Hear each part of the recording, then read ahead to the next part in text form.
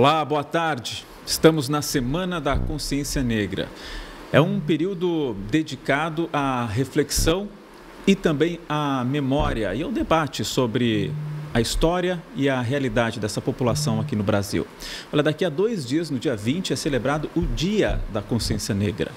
A data foi criada em Porto Alegre e em dezembro de 2023 foi reconhecida como feriado nacional em homenagem a Zumbi dos Palmares. Quais as conquistas até aqui e o que ainda precisa avançar?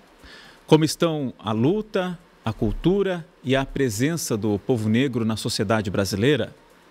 É o que vamos debater no Conversas Cruzadas de hoje, que começa agora.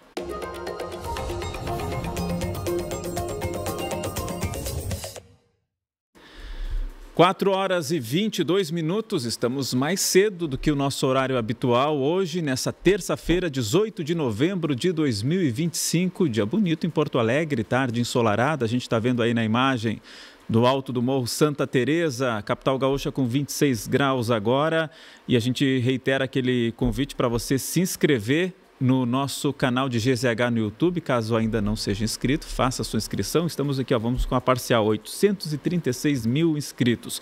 Curte a transmissão aqui também do programa Conversas Cruzadas no canal de GZH no YouTube e já está aparecendo aí na tela o Spotify, é uma alternativa para você acompanhar o programa gravado. Aí depois que termina a transmissão ao vivo, você pode ouvir também o Conversas Cruzadas no Spotify. Aí tem que procurar lá por Conversas Cruzadas. E claro, além do YouTube, né? O programa está ao vivo aqui e fica para sempre aqui também no YouTube para você assistir a hora que quiser.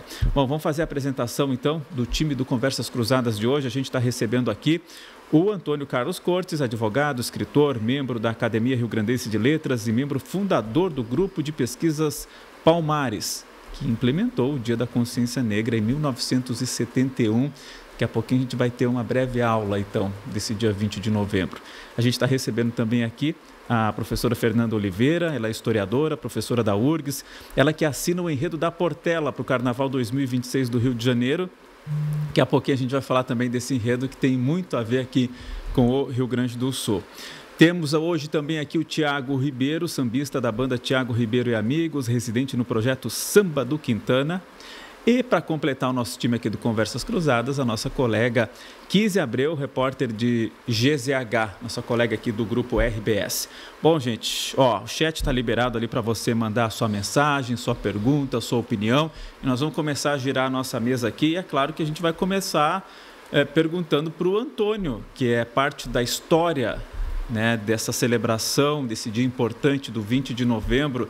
Antônio, quero então uma breve explicação sobre esse dia, a tua relação com esse momento também. Boa tarde, Antônio. Muito obrigado pela presença aqui no Conversas Cruzadas. Boa tarde, Léo. Boa tarde, Kise, Fernanda, Tiago. Eu estou muito feliz porque daquele grupo Palmares, cabe um breve esforço histórico. O Grupo Palmares era composto de 6 elementos. Ilmo da Silva, Gilmar Nunes, Luiz Paulo Assis Santos, Jorge Antônio dos Santos, Oliveira Ferreira da Silveira e nós. Em plena época da ditadura, 1971, nós éramos muito cautelosos e sabíamos que nós estávamos tentando reescrever a história do negro no Brasil, dizendo não a Princesa Isabel, com a Lei Oca, a Lei Áurea, e sim ao 20 de novembro de Zumbi dos Palmares. Então, em plena ditadura, tu tentar quebrar esse paradigma da história de anos e anos, não era fácil. Essa aí é a foto do grupo ali, né, Antônio? Exatamente. Essa é uma das fotos do grupo, aí já com a participação das mulheres. Inicialmente, nós não tínhamos mulheres ostensivamente na linha de frente, que era com o sentido de proteção. Porque se nós, jovens negros universitários, éramos perseguidos, imagina se fosse mulher negra aparecendo ali, né? Isso lá na década de 70. É. E vocês estavam descontentes com o 13 de maio. O 13 de maio. Então, daqueles 6, 4 botaram a cara para bater. O Ilmo, o Gilmar, Oliveira e eu. O Luiz Paulo e o Jorge Antônio dos Santos ficaram ocultos, porque caso a ditadura nos eliminasse, eles iriam dar vida àquela célula cultural nossa. É uma estratégia de sobrevivência. A partir daquele momento, nós começamos a fazer evocações das datas negras. E o Grupo Palmares em si, como eu disse antes, dizia não ao 13 de maio e sim ao 20 de novembro de Zumbi. 13 de maio, dia da abolição. 13 de maio, que era... Por que a oriza ao 13 de maio? Porque o 13 de maio, da Princesa Isabel, ele dividia os negros em dois momentos. Até 1888, os nossos ancestrais eram como escravizados, eles eram propriedade do Estado. Propriedade do Estado, enfim, como semovente. Uma coisa estava para uma coisa, assim como uma coisa estava para outra coisa. Essa era a função do escravizado. A partir do dia 14 de maio de 1888, um dia após a abolição da escravatura, os nossos ancestrais foram jogados no braço do direito penal e do processo penal. Ou seja, foram considerados marginais, foram considerados vagabundos. E como dizia o Clóvis Moura, o sociólogo, ele dizia o seguinte: como é que um negro de excelente escravizado passou a ser mau cidadão no outro dia? E o negro que, então, havia feito a construção da economia brasileira na cultura do algodão, do café, cana-de-açúcar, linho de cana, da terra da Fernanda, lá de Pelota, do charque, enfim. Tudo isso foi esquecido e aí trouxeram os imigrantes, deram terras, deram ferramentas e os negros foram jogados na Rua da Amargura. Então, por que eu disse que eu estou feliz hoje aqui? Porque eu tenho aqui a presença da Fernanda, que é autora do enredo da Portela, que é, como eu já disse numa outra oportunidade, a Portela com este enredo, falando do Negrinho do Pastoreio, falando do Príncipe Custódio, ela está dizendo para o Brasil e para o mundo que o Rio Grande do Sul tem negros.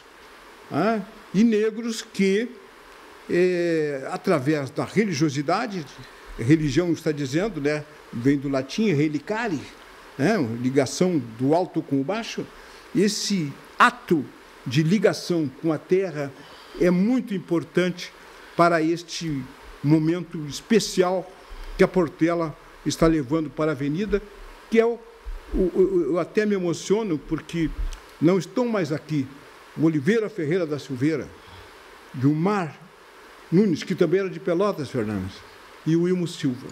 E eu sou o único vivo daqueles quatro. O senhor está representando bem eles. E então eu sempre coloco que a presença é coletiva, plural, democrática do Grupo Palmares. Então não é o Cortes, não é o Oliveira, não é ninguém.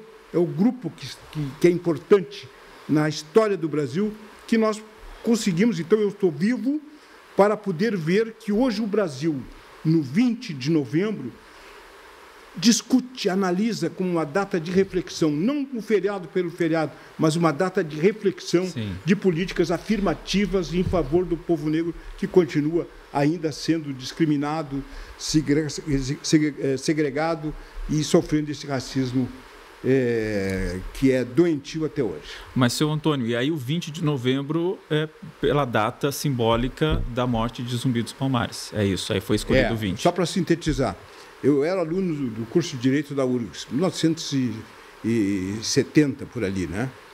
Então, eu tinha um professor chamado João Antônio Pereira Leite, professor de Direito Previdenciário e Direito Trabalhista. Ele tratava todos os alunos de doutor. Um dia ele chegou em aula, eu era o único aluno negro da turma. Um dia ele chegou em aula e disse: doutor Cortes, o senhor sabia que a Lei Áurea tinha só 2 artigos? Artigo 1º, está abolida a escravidão no Brasil. Artigo 2º, revoga-se as disposições em contrário. Eu disse: mas e a justificativa? Nenhuma justificativa. E aí, ou seja, aqueles mais de 5 milhões de negros foram jogados na Rua da Amargura, não sabiam onde morar, não sabiam como se alimentar, não sabiam nada, não tinham direito a nada. E ali começou a luta das revoltas. Então, a partir daquele momento que eu mergulhei na Biblioteca Pública do Estado e descobri o livro Quilombo dos Palmares, do Edson Carneiro, que é um sociólogo, historiador, baiano. E ali eu procurava no livro a data de nascimento de Zumbi. Não descobri. Vai descobrir a data da morte dele. 20 isso, de novembro então, de 1695. Eu estava me questionando por que a data da morte e não de nascimento, que não se descobriu lá naquele momento. Mas até hoje não se sabe, São Antônio? Até hoje não se sabe. Imagina, né? O Zumbi, o Francisco, filho de escravizados, só lutando. Aquilo que até se comete uma injustiça com relação ao Rui Barbosa, que queimou a documentação, não. Na época, Rui Barbosa disse o seguinte, depois da abolição: se alguém merece indenização, são os escravizados, não os proprietários de escravos, que hoje querem receber indenização porque perderam seus escravos. Então, está explicado aí. Muito bem, essa é só a primeira participação desse programa de hoje aqui, que vai trazer, sem dúvida alguma, muitas reflexões. Bom, o senhor Antônio fez referência aqui à professora Fernanda, que ela é professora da URGS. A professora Fernanda assina também o enredo da Portela para o Carnaval de 2026, que o senhor Antônio estava falando aqui, muito orgulhoso de que o Rio Grande do Sul, de que essa pauta estará na Marquês do Sapucaí. Mas, professora, fica à vontade para essa sua primeira manifestação, ou sobre a relevância do 20 de novembro, desse dia, dessa semana, ou se quiser já falar um pouquinho desse trabalho da Portela também, fica à vontade para essa primeira participação, aí depois a gente pode cruzar as conversas aqui. Professora, boa tarde, obrigado pela presença. Boa tarde, Léo, boa tarde a todo mundo que está aqui com a gente, quem está acompanhando a gente do outro lado da tela também. Eu acho que, na verdade, essas duas coisas conversam muito. Numa primeira conversa com a equipe do carnavalesco André Rodrigues, que é o grande responsável por esse enredo, o pessoal ficou bastante encantado, verdadeiramente, com essa história de luta do sul do Brasil. Uma história de luta que foi capaz de gestar um 20 de novembro a partir de um estado que ainda hoje não se reconhece como um estado de presença negra forte.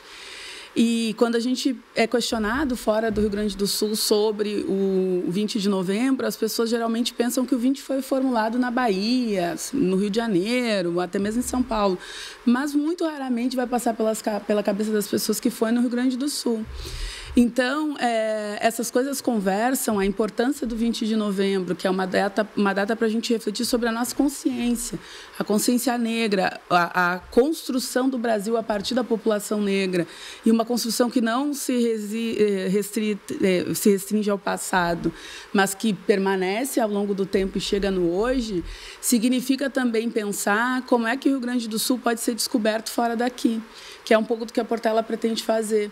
A Portela não quer contar nada que nós aqui no Sul já não saibamos. Nós sabemos muito bem a nossa história, especialmente as pessoas negras vinculadas aos movimentos sociais, porque o movimento tem feito muito isso, educado a sociedade.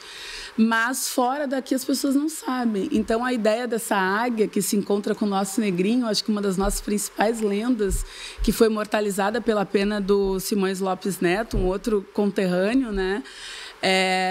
A águia altaneira, que é essa águia que sempre visa o futuro, que olha para frente, que é o grande símbolo da Portela. Quando a gente fala da Portela, as pessoas sempre lembram da águia. Quando lembram de todo e qualquer desfile, pensam como virá a águia. As pessoas têm me perguntado muito como virá a águia. Com certeza vem surpresa por aí. Essa águia se encontra com o negrinho para descobrir literalmente esse Rio Grande do Sul que está encoberto por uma mácula de racismo que permanece, não só aqui, mas fora daqui, que faz com que nós, pessoas negras, quando estamos fora do Rio Grande do Sul, sejamos cotidianamente questionados de onde somos. E tem um trecho aqui, professora, estou lendo aqui o samba enredo, né? Que aí, claro, que se tem um enredo, aí se constrói o samba depois em cima daquela história que está sendo contada. A professora está trazendo alguns detalhes. Aí, em cima disso que você está falando, tem uma parte do samba que diz o seguinte: vai, negrinho, fazer a libertação, resgatar a tradição onde a África assenta. O corre, gira, vem revelar, o reino de ajudar. O Pampa é terra negra em sua essência. Isso Sim. Deve dar um baita orgulho, né? Mostrar, né, professor, que isso que o Rio Grande do Sul é, sim, um estado com muitos negros, com uma história negra bonita. Sem dúvida. Uma das primeiras peças de divulgação da Portela foi a ideia de Portela Batuqueira. E as pessoas questionavam o que é isso, porque quem é de candomblé, especialmente, conhece outras expressões e não o batuque. Então, é uma ideia disso mesmo, de mostrar esse Pampa, que é tão conhecido. O Rio Grande do Sul é um estado muito querido fora daqui. As pessoas gostam do Rio Grande do Sul, as pessoas têm um imaginário do Rio Grande do Sul. O Rio Grande do Sul se diferencia não só pelo seu clima, mas por uma série de outras questões que são, inclusive, muito positivas, né? Grandes lideranças políticas de um passado e de hoje, grandes transformações do país que passaram pela mão dos gaúchos. E, no entanto, as pessoas não têm essa referência desse Pampa negro, desse Pampa que se assenta numa África, dessa consciência africana também, mas que chega aos nossos dias. E daí a nossa ideia é um pouco essa, assim, né? Grandemente é essa, que é levar para Sapucaí, que é o maior espetáculo da terra. Não tem nenhum espetáculo maior que o carnaval. A Portela é a escola de samba mais tradicional do nosso carnaval, a que mais vezes foi campeã. Junto com a Mangueira, são as únicas escolas que nunca foram rebaixadas. Então, é uma grande honra ter uma escola dessa magnitude, com toda uma tradição, levando a nossa tradição para unir com a tradição dessa majestade, que é a forma como carinhosamente a Portela é chamada no mundo do carnaval, a majestade do samba, né? Levar essa história. Então, tem sido um processo muito feliz de construção desse enredo. Todo acompanhar, né? O enredista trabalha nesse sentido de acompanhar, o enredista acompanha toda a construção do carnaval. O enredista acompanha a construção dos carros, das fantasias. Eu imagino que eles devem lhe consultar a todo momento, né? Ô, Fernando, isso aqui pode, não pode? Está de acordo? E aí é uma responsabilidade enorme. E aí preciso fazer menção e ir na esteira do Dr. Carlos Cortes, que é justamente isso. Isso é um trabalho coletivo. Um trabalho que foi decorrente do que o próprio Grupo Palmares fez. O Grupo Palmares lançou livros para pensar a história do negro no Rio Grande do Sul. Ainda que livros pequenos, né, e de não tão grande circulação, até por questões econômicas, mas já se tinha essa preocupação em contar essa história. E hoje a gente tem um grupo de historiadores negros e brancos que trabalham muito pensando essa construção de uma liberdade negra, mesmo em tempos de escravidão. E aí a gente é constado. Então, o André seguido me liga do nada para perguntar um detalhe que eu fico, meu Deus, eu não sei isso. Aí quem é dos colegas que sabe? Eu corro. Fulano, pode tal coisa? Porque é isso, né? Para quem não sabe, muitos bastidores do carnaval, como era o meu caso, no Rio de Janeiro, tu constrói um livro. Cada escola constrói um livro que é chamado Livro Abre Alas. Esse livro tem que justificar qualquer coisa que apareça. Se vem descalço, se não vem, a cor da roupa, a coreografia, tudo. É quase um trabalho acadêmico, É um trabalho acadêmico, né? E aí isso vai para os jurados. É a partir daí que os jurados fazem a avaliação das escolas. Tanto que se fala isso, todas as escolas entram com nota 10 na avenida. Elas perdem ao longo da Sapucaí se elas não corresponderem àquilo que foi justificado no livro. E quem é responsável pelo livro? Os enredistas, o carnavalesco, os enredistas. Então, é muita responsabilidade também para que a população gaúcha se veja representada e, mais especificamente, evidentemente, a população negra. A gente está dando o nosso melhor para que isso aconteça. Parabéns, grande trabalho. Vamos falar mais um pouquinho aí ao longo do programa também. Vou falar com o Thiago Ribeiro, já que a gente está falando em samba, né? Vamos falar com um sambista aqui, vamos botar um sambista aqui na conversa também.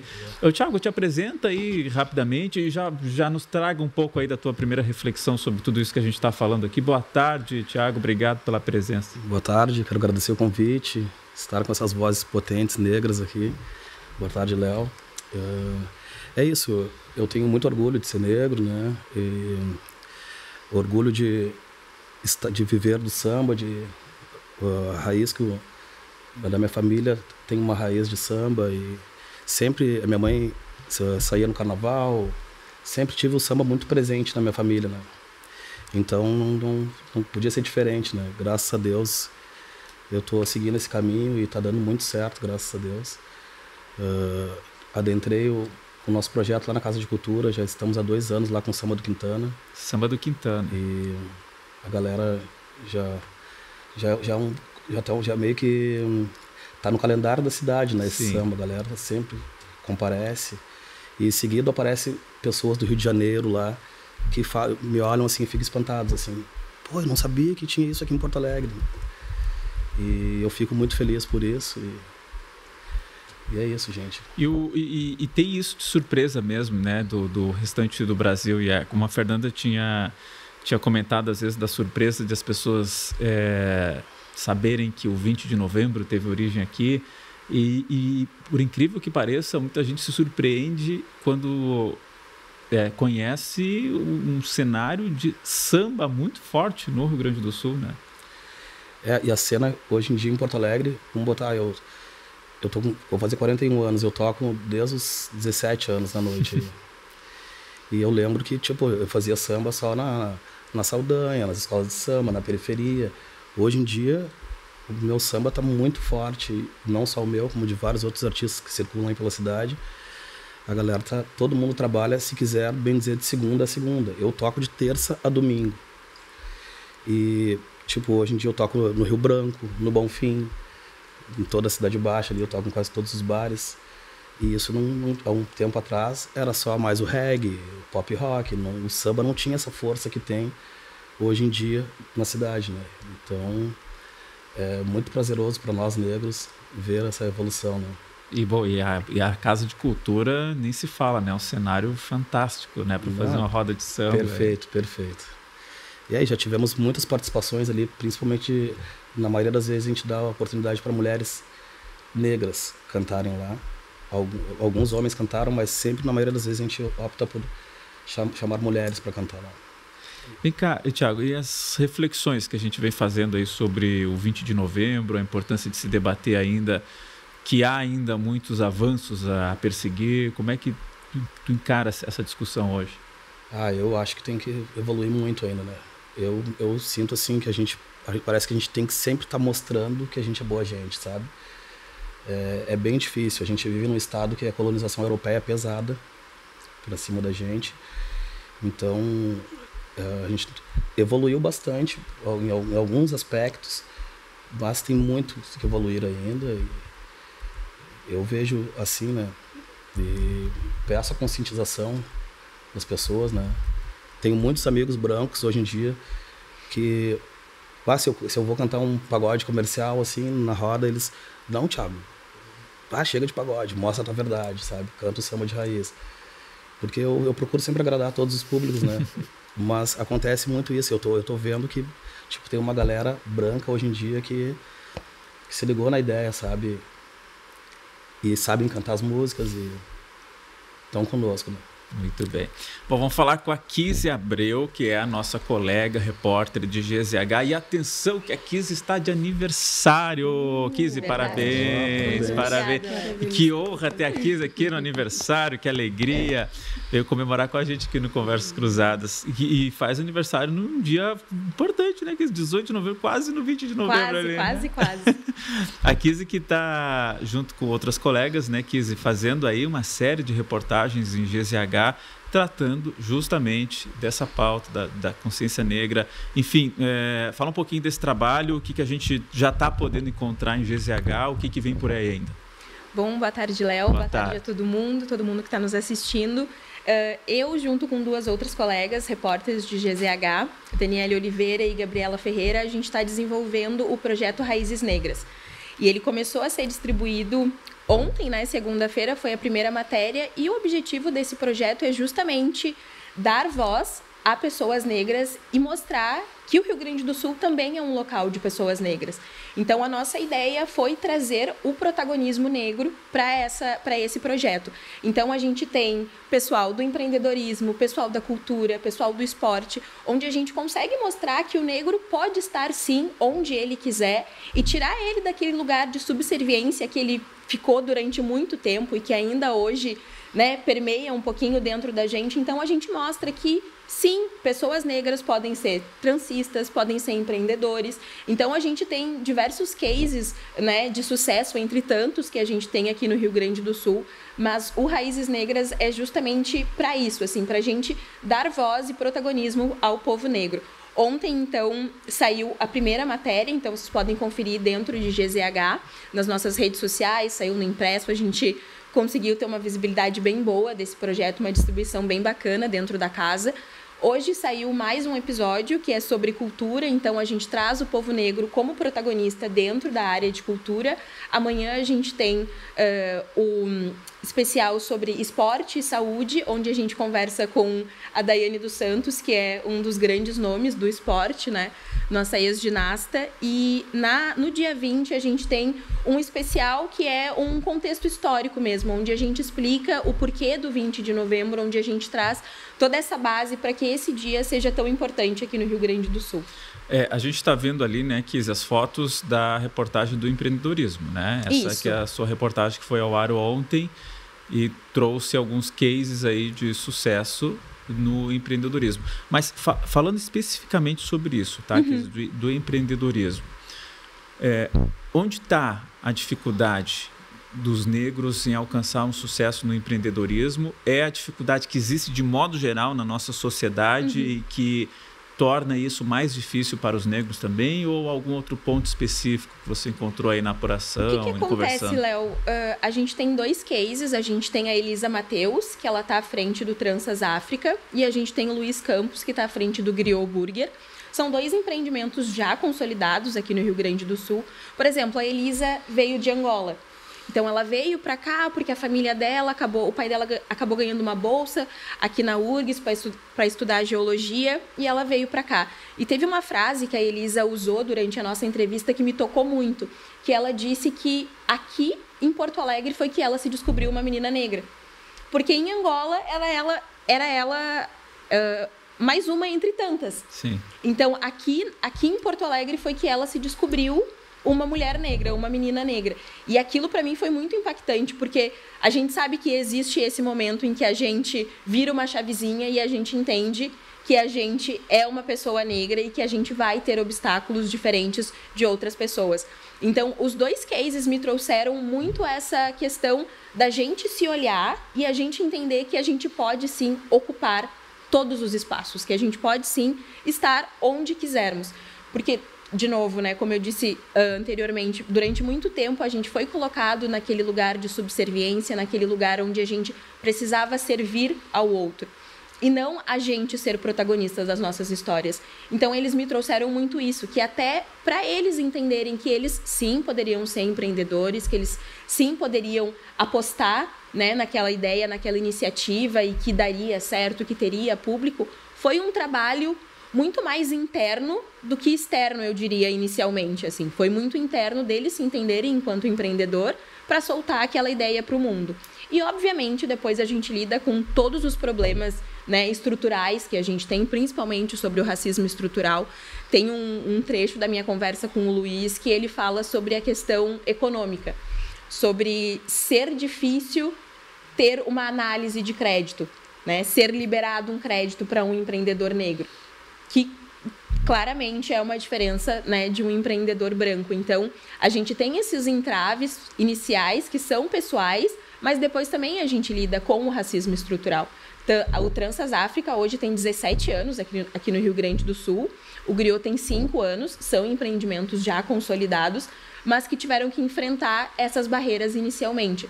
Então, eu acredito que seja muito isso, assim, da gente primeiro mudar o nosso pensamento e depois a gente ir atravessando todos esses obstáculos impostos pela sociedade.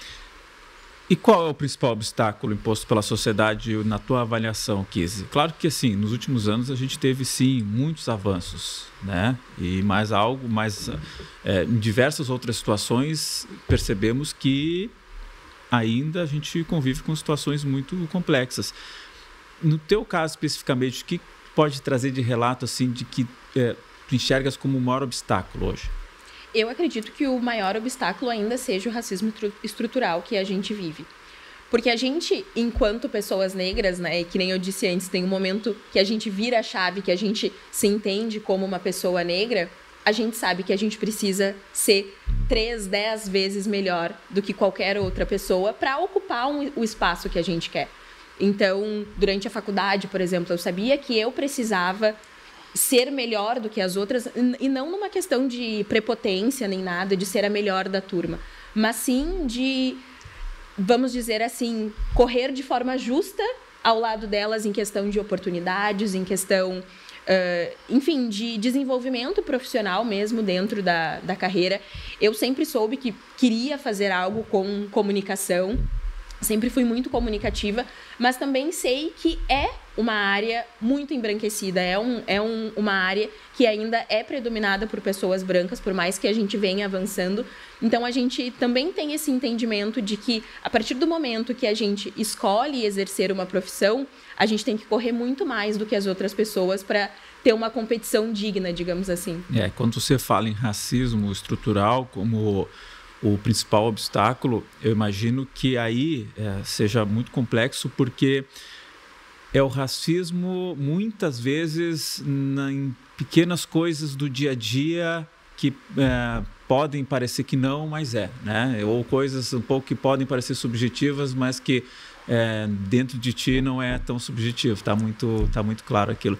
Mas sabe que e todos aí os demais que estão aqui falando em cursar jornalismo, faculdade, aí me veio o tempo que eu entrei na faculdade, né? Isso já faz muitos anos. Eu entrei em começo dos anos 2000, 2001. E, olha, eu tinha uma colega negra, eu acho. Uma colega. Recentemente eu fui na Fabico, ali na URGS, e conversar com os alunos, fiquei muito feliz assim, que eu encontrei um cenário completamente diferente. Muitos estudantes de comunicação negros. Isso mudou muito, né?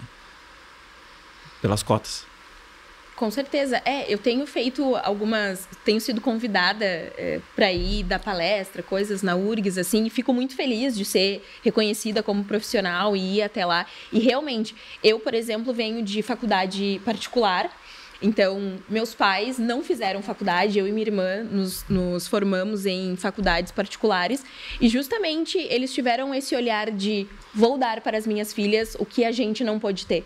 Né, os meus pais já têm 60 anos, então, na época deles era muito mais difícil. E eu lembro de ter, acho que 2 ou 3 colegas negros, nunca tive uma professora negra na faculdade, até no ensino médio e no ensino fundamental eu tive mais professores negros, mas durante a graduação inteira eu não tive contato com um professor negro e com pouquíssimos colegas negros. Então, a gente vê hoje, né, a Fabico sendo ocupada por alunos negros, é uma felicidade enorme. Claro que pelas cotas, mas também porque a gente está entendendo que esses espaços são nossos e que a gente pode ocupar. Mas quando eu fiz referência às cotas, é reforçar a importância de ter, porque volta e meia ainda surge um questionamentozinho que não, gente, isso não se questiona mais, né? Com relação a isso, eu acho que está mais do que provado que foi algo que deu certo e que precisa continuar.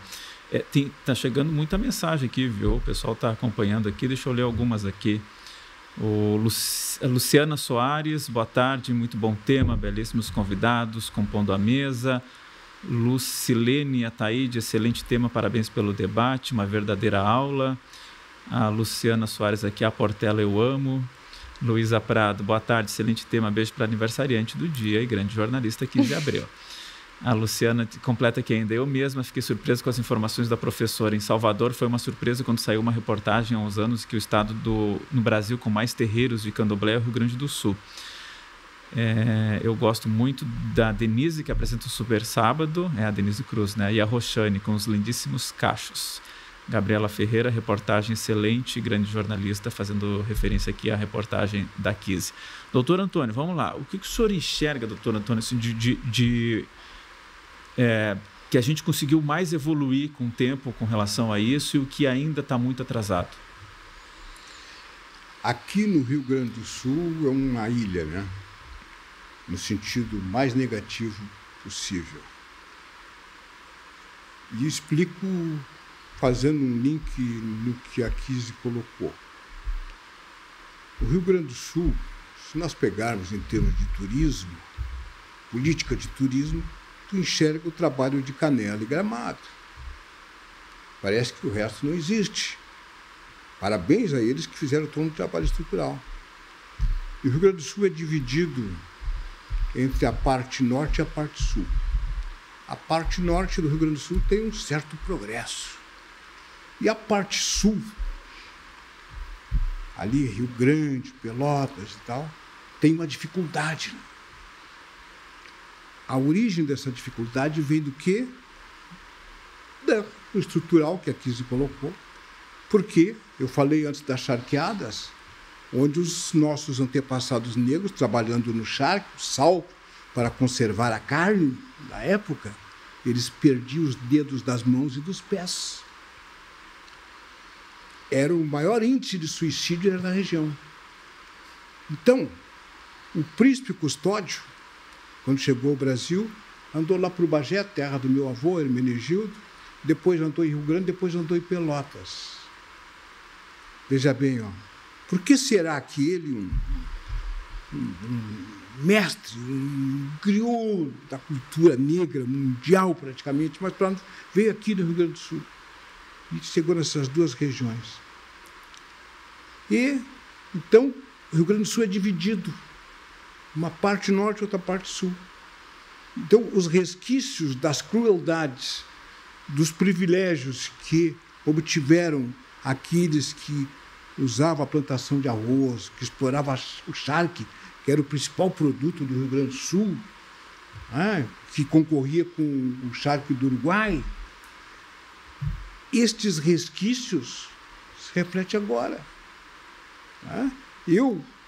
Se eu fosse empresário, eu iria ajudar com recursos, como mecenato, nem lei de incentivo à cultura, ajudar como mecenato esse enredo da Portela, porque está colocando o Rio Grande do Sul para o mundo, na maior festa popular do mundo, como disse a doutora.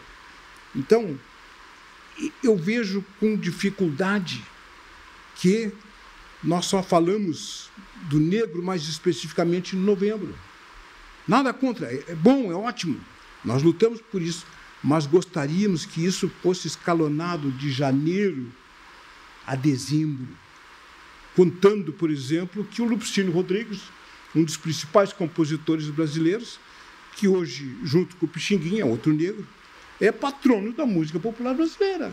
Lupicínio Rodrigues nasceu no Rio Grande do Sul. Alceu de Deus Colares, prefeito, governador. Carlos Santos, deputado estadual, federal, governador interino. Mas eu estou nomeando exceções que confirmam a regra. Um Estado que tem no seu hino povo que não tem virtude acaba por ser escravo, está assinando que é um Estado racista. Nós somos, sim, há muito tempo, o Estado mais racista do Brasil. Só perdíamos antes para Santa Catarina, mas ultrapassamos Santa Catarina. Então, Palácio Piratini, a pintura do Locatelli, Aldo Locatelli, tu não encontra o indígena, tu não encontra o negro. E essa é a cara do Rio Grande do Sul. Se falou da Daiane dos Santos, expoentes, cidadania do mundo é Daiane dos Santos, é Ronaldinho Gaúcho, 2 negros. Ronaldinho Gaúcho foi 2 vezes melhor jogador do mundo. Então, o Rio Grande do Sul tem muito a contribuir com a sua negritude. E o Rio Grande do Sul, desculpe o termo, o Rio Grande do Sul é burro ao desperdiçar esse potencial dessa negritude que aqui existe. Ouçam mais os negros. E olha que está falando aqui quem já exerceu função de secretário-geral da Junta Comercial, já fui por 3 vezes presidente do Conselho Estadual de Cultura, de uma forma intercalada.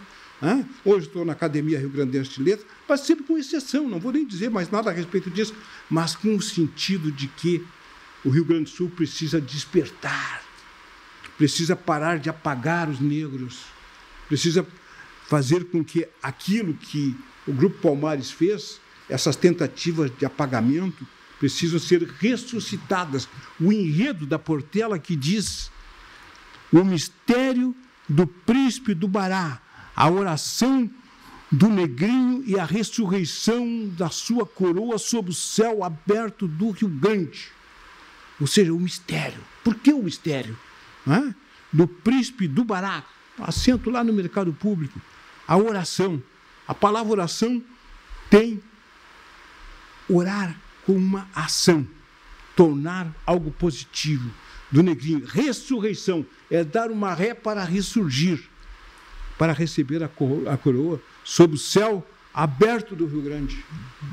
Eu acho que eu respondi para não me alongar demais. Não, mas tá bom. Mas, Antônio, o senhor aqui diversas vezes fez referência a muito feliz a Portela estar fazendo essa divulgação. Me parece que isso que o senhor está falando, que o Rio Grande do Sul precisa acordar ou abrir os olhos ou entender melhor essas origens, me parece que, e aqui já tentando encontrar um meio de que isso aconteça, isso passa muito pela cultura mesmo, então. Sim, sem dúvida, porque veja bem, tem uma elite do Rio Grande do Sul que conserva o seu poder e não abre mão desse poder. Na visão deles, os indígenas e os negros não têm direito algum. Aí, quando tu chega para eles, no sentido que eles possam abrir mão de algum privilégio, não, peraí. Não, deixa o meu quinhão aqui, não mexe. Eu sou a favor de política antirracismo e tal, mas não mexe com isso. Então, enquanto não ocorrer uma abertura desses privilégios, nós não vamos ter avanço no Estado democrático de direito. Vou estar remando. Porque, veja bem, por isso que eu falo da Portela. A Portela quebrou, rompeu, criou um paradigma de que não era só o Rio e a Bahia que falava de negritude, que falava de matriz africana, de religiões de matriz africana. E o Rio Grande do Sul fica o quê? Agora mesmo, o João Cândido, líder da revolta da Chibata de 1910, foi agora declarado pela Assembleia Legislativa do Estado um herói rio-grandense, mas não foi por unanimidade. Teve um deputado que votou contra. E aí, vamos dizer que aqui não tem racismo? Tem sim racismo, segregação e preconceito. A todo momento, basta ser testado. O não negro é racista. O que varia é a graduação desse racismo. E a gente convive com isso, driblando o sistema e tentando sobreviver de uma forma mais honrosa possível. E pregando o quê? Pregando o amor, pregando a fraternidade. E nós somos abertos, nós somos coloridos, nós não temos que esconder nada de ninguém. O branco, quando ri, ele ri assim. O negro ri assim. Ele põe para fora a sua alegria, a sua alma. Então, ele é isso, ele é aberto. As nossas roupas são coloridas, porque revelam o transbordamento da nossa alma. E a gente está falando muito aqui também desse samba da Portela, esse enredo da Portela. E recentemente teve, inclusive, uma polêmica com relação ao governo do Estado repassar recursos para auxiliar a escola na elaboração desse desfile. E aí o Eduardo Leite depois disse que não era bem assim, enfim. Como é que vocês viram esse debate? Ou chegaram a acompanhar? Claro, a Fernanda imagino que sim, mas os demais também. Mas a Fernanda, se quiser explicar aí como é que ficou essa polêmica aí, Fernanda, como é que você viu esse debate? Esse debate, eu acho que ele foi o suprassumo da forma como o racismo opera no estado do Rio Grande do Sul. Primeiro, ele evidencia uma falta de letramento político mesmo, no sentido da gente entender de onde vêm os recursos, como que eles são alocados. Aquela velha história em casa, né? A gente tem o dinheiro para pagar a conta da luz, a gente tem o dinheiro para pagar a comida, para pagar o aluguel, e são valores que tu não consegue mexer muito de um lugar para o outro, até porque se tu não pagar o aluguel, tu vai ser despejado, não vai adiantar tu ter pagado a luz. O Estado e a Federação, de uma forma geral, funcionam da mesma forma, só que as pessoas não têm essa dimensão de como que esses valores são alocados. Então, via a Secretaria de Promoção da Igualdade Racial e os programas que o governo tem, a ideia era que se fosse aportado um recurso para a Portela, que estava relacionado, inclusive, a levar lideranças negras daqui do estado do Rio Grande do Sul para que pudessem participar do desfile efetivamente, né? E a forma como isso foi colocado no debate público foi no sentido quase que está se tirando dinheiro da reconstrução das cidades pós-enchente para aportar para uma escola de samba carioca. Foi uma discussão muito rasa. E eu tive uma oportunidade que eu agradeço imensamente, uma repórter aqui do grupo GZH, Camila Bengo, fez uma entrevista grande comigo. Eu tive a oportunidade de entrar um pouco nesses detalhes e assim que a entrevista foi publicada e foi para o ar, vários amigos que trabalham com segurança digital entraram em contato comigo e perguntaram: Fernanda, como é que estão as tuas redes? E eu não entendi muito bem, até porque eu sou uma historiadora, eu não sou uma pessoa das mídias. E aí eu falei: olha, meu perfil está aberto, então faz isso, faz aquilo, porque tem muito hater nos comentários da matéria do GZH. Se tu olhar, foi uma matéria que saiu perto da vitória do Mineirinho, que a gente chama de uma vitória, né? Do Mineirinho na descida da rampa. Então os olhos estavam todos voltados para o Rio Grande do Sul. E a matéria teve muito mais comentário que as do Mineirinho, né? Então aquilo foi uma demonstração de como incomoda na sociedade gaúcha falar sobre esses. São verdadeiros quistos raciais que não foram impostos por nós, pessoas negras, mas por uma sociedade do entorno que ainda diz que a população negra, se existe, tem que ficar num lugar que é só restrito para ela. tem que ficar num lugar que é impedido de maior visibilidade. Isso já aconteceu outras vezes na história do Estado, a gente viu nas discussões sobre cotas nas universidades, é importante que se diga, as cotas na universidade pública para todo o Brasil são cotas sociais, e depois do social vem o recorte racial. Nunca foi, a política aprovada em 2012 não foi uma cota de recorte racial, e, no entanto, as pessoas se incomodaram e se incomodam até hoje, os comentários vêm nesse sentido, com as pessoas negras. E esquecem que a maior parte das pessoas que acessam a universidade pública hoje são pessoas não negras, que, felizmente, são beneficiadas por uma política que foi gestada dentro do movimento social negro, mas que sempre se pretendeu transformadora da sociedade brasileira. Porque é isso que os movimentos negros têm feito, entregado projetos para a sociedade, assim como foram os quilombos. Isso não é eu que digo. Muitos pesquisadores e historiadores têm dito que o quilombo foi uma primeira forma de sociedade alternativa para o Estado colonial e que foi recusado. O quilombo foi tratado como uma forma de criminalização, tanto que Zumbi foi assassinado, foi caçado nas matas, né? Sua cabeça foi exposta para a população para que servisse de exemplo do que não ser feito. Então, esse debate em torno dos recursos, que eu penso que seria fundamental, sim, um Estado deve investir em turismo, deve investir em cultura, e as pessoas vão se perguntar, mas por que não investir, então, nas escolas de samba local? Mais uma vez, as pessoas não sabem que o governo do Estado não tem a obrigação de investir no carnaval. A obrigação de investir no carnaval vem dos municípios, eles têm recurso para isso. Então, o governo do Estado aportar recursos para uma escola que vai fazer divulgar a história do Rio Grande do Sul, vai retornar com certeza, porque mesmo sem o fazer, isso já está acontecendo. Mas eu acho que ainda diz mais, porque é mais do que ficar reduzido à política institucional, é pensar nos nossos empresários. Por que a gente consegue muito rapidamente um recurso para fazer uma festa relacionada, sei lá, a maior polenta? A gente tem no interior do Rio Grande do Sul essa cultura. Tu consegue recurso para a festa da uva, tu consegue vários recursos, mas para isso tu não consegue recurso. Tu não consegue aportar recurso de lei Rouanet, que as pessoas vão ter dedução de imposto. Não consegue fazer isso, sendo que a Portela tem toda a documentação para que isso possa ser efetivado, e a gente não tem empresários interessados. Eu fico pensando nos nossos grandes empresários que poderiam fazer mesmo divulgação das suas marcas, né? Não teve, Fernanda? Não teve. Não teve empresário interessado em apoiar de forma comercial esse enredo que vai para todo mundo? Nada. Não teve? Nada, nenhuma ação, nenhuma iniciativa. Inacreditável. Exatamente, algo que assim, as pessoas podem pensar, né? Mas as pessoas não querem dar dinheiro porque elas vão gastar o dinheiro. Não, esse é um recurso que retorna para as empresas. Sim, sem contar isso, é pela lei Rouanet, tu recebe depois exatamente, a redução, tu tem toda a dedução, enfim, né? E nós não tivemos. Então, isso diz muito. E dá assim, tempo gente, ainda ou não dá mais? Dá, sempre dá tempo. Até o carnaval começar, sempre dá tempo. Espero que as pessoas se sensibilizem e que, sobretudo, a gente possa pensar efetivamente sobre o que a gente entende por povo gaúcho. Sim, e no fim das contas, até não sei se você está por dentro ou não, mas acabou tendo dinheiro público ou não? Não teve dinheiro público, inclusive essa discussão... Em função da pressão toda. Em função dessa pressão, inclusive em função disso, a gente teve duas proposições de impeachment ao governador, e, para além disso, teve uma proposição de uma criação de uma lei que, por hora, não andou, mas que era uma lei que impedia investimentos em qualquer dado de cultura externos ao Rio Grande do Sul. Como se falar sobre negritude sulina fosse algo externo ao Rio Grande do Sul.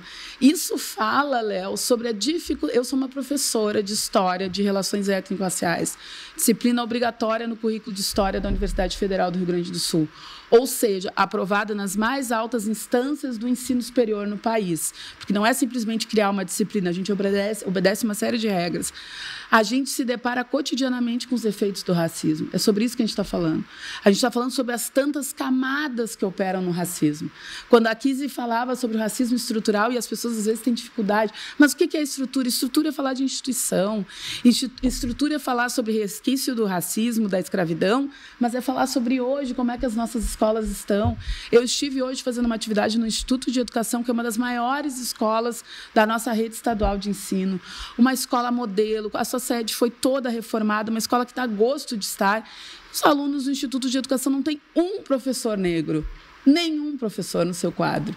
Isso não diz sobre os negros. Onde não tem professor no Instituto de Educação. Instituto de Educação.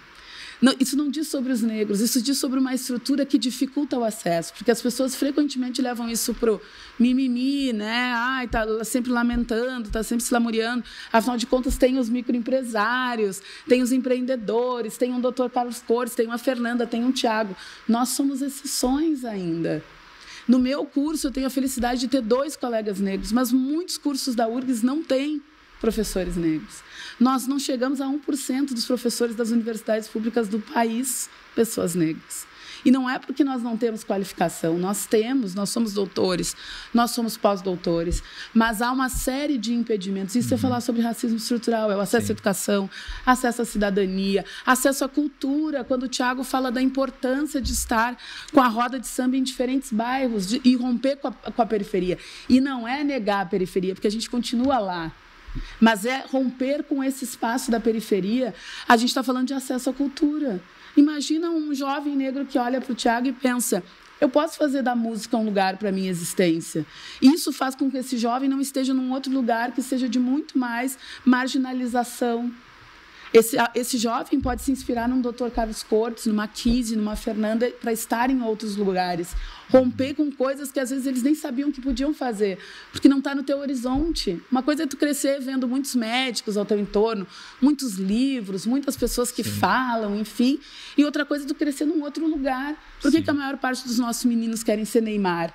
Porque eles querem ganhar rios de dinheiro? Sim, a gente vive numa sociedade capitalista, mas porque o Neymar é o exemplo que chega para os nossos meninos. É o espelho que chega, né? Exato, a gente aprende por exemplo. Então, isso também fala sobre as formas do racismo, sobre essas tantas camadas que a sociedade precisa desconstruir.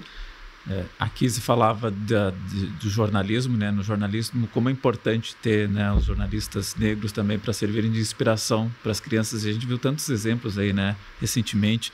E aí a Fernanda fala sobre professores negros. Eu tive na Fabico a professora Sandra de Deus, maravilhosa professora Sandra de Deus, que ainda tá lecionando lá, foi minha orientadora no TCC. Beijo, professora Sandra. Tiago, fale um pouco, Tiago, disso tudo que a gente está comentando aí. Léo, eu queria fazer uma observação. Fica à vontade. Que eu acho que todo mundo vai ter algum parecer para dar também. Eu queria saber o motivo que tiraram o nosso carnaval do centro de Porto Alegre. Eu acho um absurdo isso. A gente, tem pessoas idosas que não vão até o Porto Seco mais para curtir o carnaval mais. Então,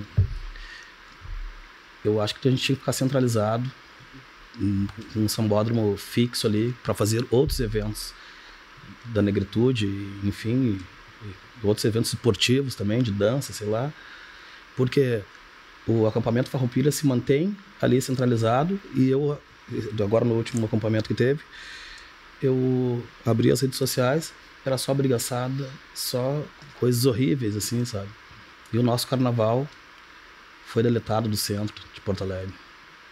O que tu acha disso, Fernando? Não, eu acho fundamental. A gente precisa falar sobre o acesso à cidade. E se eu falar sobre cidadania também. Por que o centro é importante? Porque o centro é o centro, ele converge. As linhas de ônibus vão para o centro. As pessoas conseguem pegar um carro de aplicativo para chegar no centro. Muito mais fácil, né? Ele é de mais fácil acesso, ele já tem uma estrutura maior. O Porto Seco, por exemplo, ele está afastado e as pessoas poderiam dizer: mas é na periferia, então está mais perto da periferia. Mas não tem estrutura alguma. As escolas reclamam da estrutura dos barracões, por exemplo. A dificuldade que é para os trabalhadores se deslocarem até os barracões, que é o pessoal que faz o carnaval. A dificuldade que é para o pessoal curtir o carnaval, porque tu tem que te deslocar para até lá, que é um lugar que não tem essa estrutura, que não tem uma segurança. Então, eu concordo plenamente contigo, sobretudo quando a gente pensa outras manifestações culturais que foram mantidas no centro e que lidam com problemas, porque é isso, lugares que aglomeram muitas pessoas vão lidar com problemas. É o que tu trouxe dos problemas de segurança dentro do acampamento Farroupilha. Isso certamente não tem a ver com a organização do acampamento, isso tem a ver com as pessoas que frequentam e que às vezes se perdem. Isso faz parte dos eventos públicos. A gente pode organizar um grande bloco no centro da cidade, a gente não tem muito controle sobre as pessoas. Sim. Mas é por isso que a cidade tem que se fazer presente e proporcionar que todo mundo tenha esse acesso. E o Porto Seco acaba não proporcionando isso. Eu estou no Samba da Quintana há 2 anos na Casa de Cultura fazendo samba ali. E vai muitos negros, vai uma galera branca também. Eu nunca vi uma briga lá, uma discussão, nada disso eu vi. E só a gente lembrar da descida da Borges, que é ali no centro, né? Que reúne escolas de samba e é um sucesso absoluto. Exatamente. Porque é isso, gente. O racismo, ele emburrece as pessoas. Porque é óbvio que o carnaval não é uma festa só de pessoas negras e nunca foi, né? O carnaval tem muita presença popular. E nas periferias, as pessoas negras, brancas, indígenas, elas estão lado a lado. Mas ele é lido como uma festa negra. Assim como o batuque é lido como uma religião negra e um pai de santo branco que sai devidamente paramentado sofre racismo religioso na rua. Eu acho que esse lance do racismo tem que ser debatido nas escolas desde as primeiras séries ali, né? Jardim em diante, porque o racismo ele é transgeracional, né? Sem dúvida. O racismo tu não aprende o racismo na rua, o racismo vem de dentro de casa, né? Sem dúvida. Dentro de casa vem o primeiro exemplo, né? A gente está falando sobre o racismo estrutural, né? Que estão às vezes naquelas pequenas situações do dia a dia.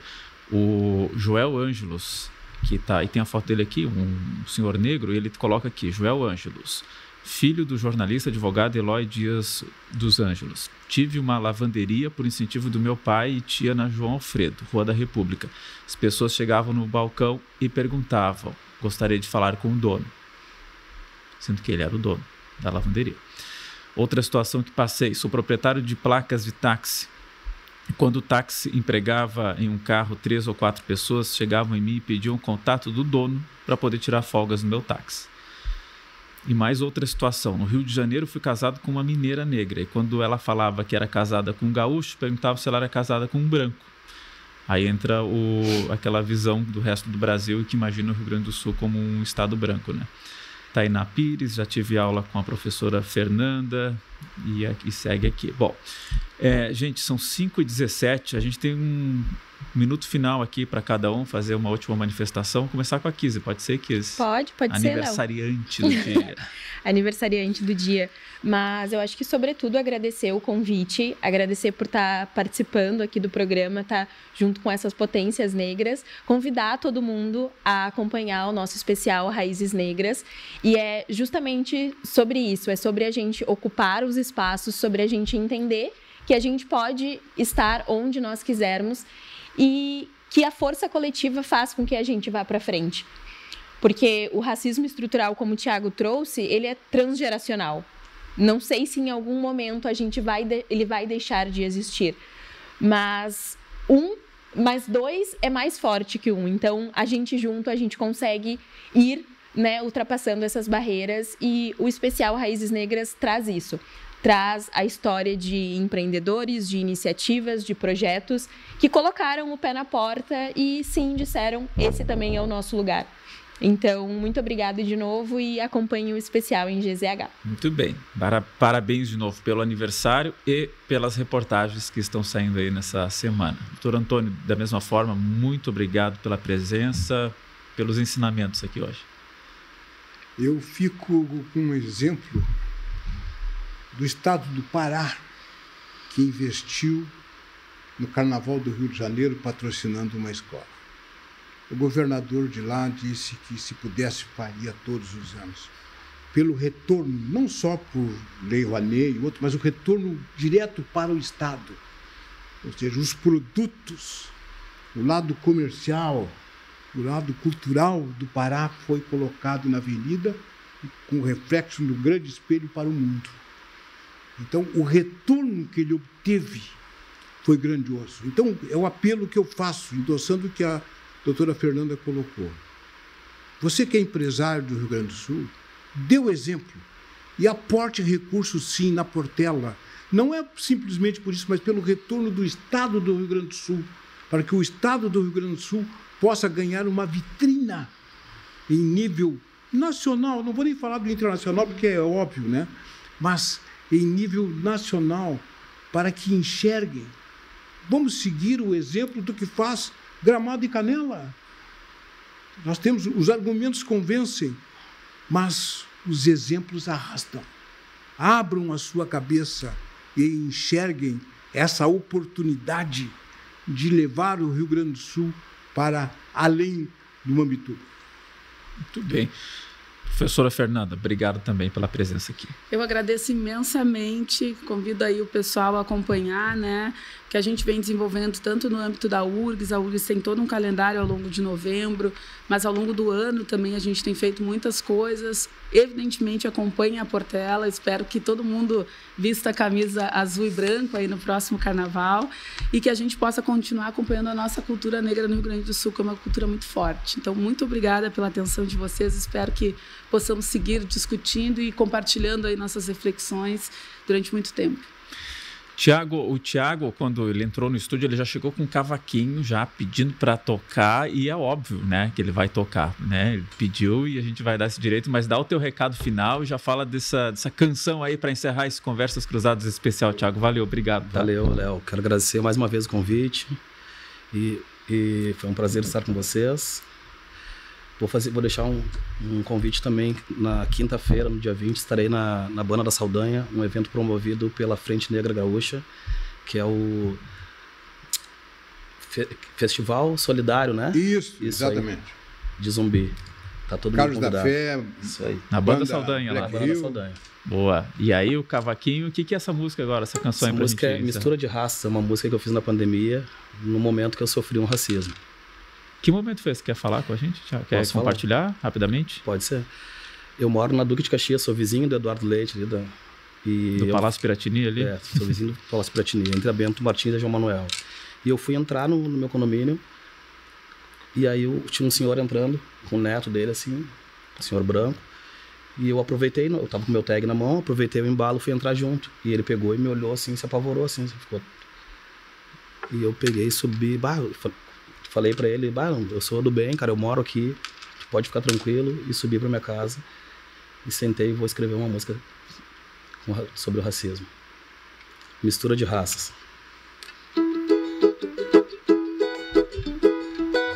Não sei por que tanta gente vem praticando esse mal. Racismo te deixa doente, fere o espiritual. Pois o que vale é unir todos num só ideal. Nossa mistura de raças vai combater todo o mal. É preciso ter fé e manter esperança e repudiar essa intolerância. As vidas importam com muito valor. Agradeço a Zumbi que foi forte, aguerrido, e a força da mente por ter conseguido de cabeça erguida me posicionar. Vamos lutar juntos, vencer e de mãos dadas caminhar. Escuta aqui, ser humano, respeito não pode faltar. Vamos lutar juntos, vencer e de mãos dadas caminhar. Escuta aqui, ser humano, respeito não pode faltar. Mistura de raças. Muito obrigado. Valeu, Tiago, valeu a todos que nos acompanharam aqui, mandaram mensagens. Curte aí a live aí em GZH, curte o programa e nos acompanha aí no Spotify e também aqui no YouTube. Obrigado a todos. Amanhã tem mais Conversas Cruzadas a partir das 5:30 da tarde. Amanhã a gente volta para o nosso horário. Valeu, tchau.